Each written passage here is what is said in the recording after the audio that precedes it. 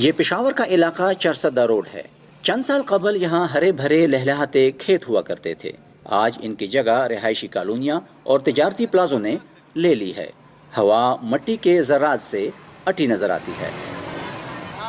میں تو یہ دیکھ رہا ہوں کہ آئندہ 10-15 سال کے بعد اگر ہم پشاور کو دیکھیں، پشاور کے سراؤنڈنگ میں ہم دیکھیں تو آپ کو مستقبل قریب میں بڑی بڑی عمارتیں کنکریٹ سے بنی ہوئی آپ کو گلی کوچے جو نا وہ ملیں گے، اور اس کی جو تاریخی حیثیت ہے جہاں پہ آپ کو بلڈنگ وغیرہ ابھی موجودہ جو ایگزسٹ کر رہی ہیں یہ چیزیں تقریباً ختم ہو جائیں گی۔ ماہرین کے مطابق زرعی زمین کو رہائشی پلاٹوں میں بدل دینے سے ایک طرف زیر زمین پانی کی سطح نیچے گر رہی ہے، دوسری جانب مناسب پلاننگ کے بغیر ہاؤسنگ سوسائٹیز بنانے کے باعث شہر میں نکاسی آب کا نظام بھی مؤثر نہیں رہا۔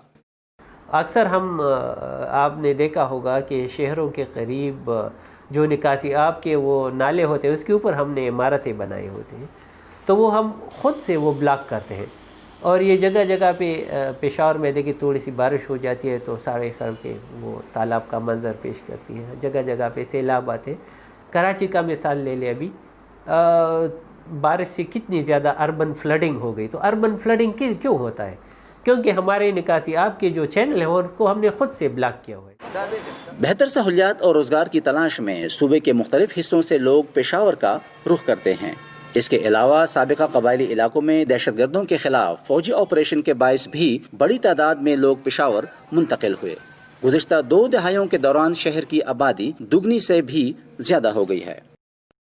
ایک وقت تھا جب پشاور میں کم از کم 30 تاریخی باغات موجود تھے، آج صرف 3 رہ گئے ہیں۔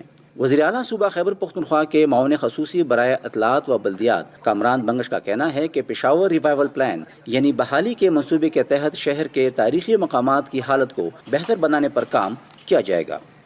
پشاور کی اپنی جو حیثیت ہے، جو آئیڈینٹیٹی ہے، وہ پھولوں کا شہر۔ ہم نے کہا کہ پشاور میں اب ornamental پلانٹیشن جو پشاور کے باغات ہیں، ہسٹورک باغات، جو وزیر باغ ایک 1801 میں بنا تھا، اس کی ایک اپنی ہسٹورک ویلیو ہے۔ اس کو شالمار باغ جو ہے ایک پشاور کا بہت پرانا، ناصر باغ روڈ پہ ہمارے اس طرح کے ہسٹوریکل، کچھ چوا گجر ایک برج ہے ہماری۔ تو یہ جو ہسٹورک جگہ ہیں ان کی ریوائول کے بارے میں ہم نے سوچا۔ پشاور کو ایک ایسے ویژولی اور سوشلی ایستھیٹیکلی بیوٹیفل شہر بنانا ہے ہم نے کہ ہم پشاور کو پریزنٹ کر سکیں۔ ماہرین کا کہنا ہے کہ پشاور اپنی قدیم شناخت کھو نہ دے، اس کے لیے صرف حکومت کو بہتر منصوبہ بندی ہی نہیں کرنی ہوگی بلکہ عام شہریوں کو بھی اپنا رویہ بدلنا ہوگا اور شہر کو صاف اور منظم بنانے میں اپنا کردار ادا کرنا ہوگا تاکہ آنے والی نسلوں کو بھی پشاور ماضی جیسا شاندار ملے۔